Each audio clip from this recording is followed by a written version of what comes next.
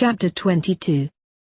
The next morning, Rosie unlocked the door to Vaggie's room, stepped inside, and switched on the light. "Oh, Vaggie dear, it's time to dot, huh?" Rosie entered the room only to discover that Vaggie wasn't sleeping in her bed.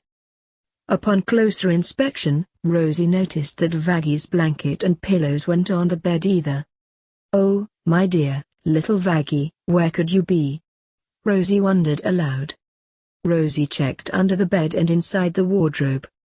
Upon seeing that Vaggie was not in either of those places, Rosie opened the door to look inside the bathroom and found Vaggie curled up on the bathroom floor wrapped in her blanket and sleeping soundly. Rosie breathed a sigh of relief as she stepped in the bathroom and flicked on the light switch. She watched Vaggie sleep for a few more moments before she cleared her throat. Vaggie remained deeply asleep, completely ignoring the bright light on the bathroom ceiling. "Vaggie, dear," Rosie said gently. "It's time to wake up."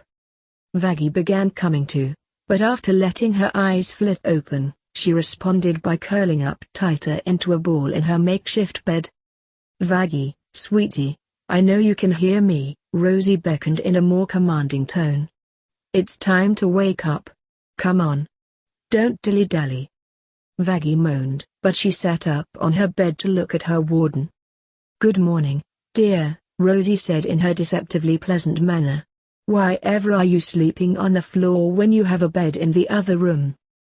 Despite her grogginess, Vaggie glared back at Rosie and replied, "Because I want to be close to my only actual friend in this prison."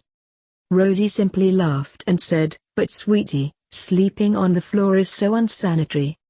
Vaggie rolled her eyes, yawned, and replied, "I don't give a fuck." "Vaggie, you need to mind your manners if you and Angel don't want to get in trouble again," Rosie replied. Realizing she was right, Vaggie reluctantly stood up to face Rosie. "That's more like it," Rosie said merrily. "Now, hand me those items so that we can clean them. Then, I want you to clean yourself up for another day of Attica Twilight End to Angel." "You had better not." Vaggie spat back before Rosie interrupted. "Oh, don't worry, dear," Rosie said. "I won't hurt him. Quite the opposite. I simply plan on tending to his wounds and moving him back to his bed.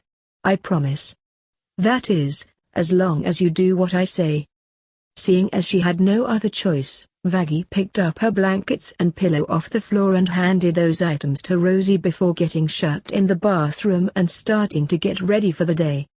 Vaggie knew that for the time being she had to be obedient, so that was what she would do until she found another opportunity to escape.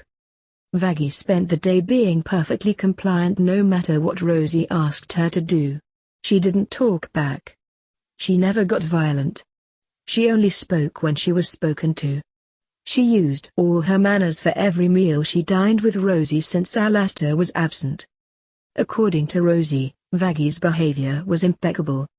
It remained impeccable until she was returned to her room to spend another night talking to Angel through the wall in their bathrooms, where they once again fell asleep until the next morning.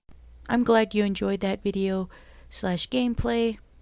Just remember to hit that like button, subscribe to the channel, and leave a comment down below. Until next time, goodbye!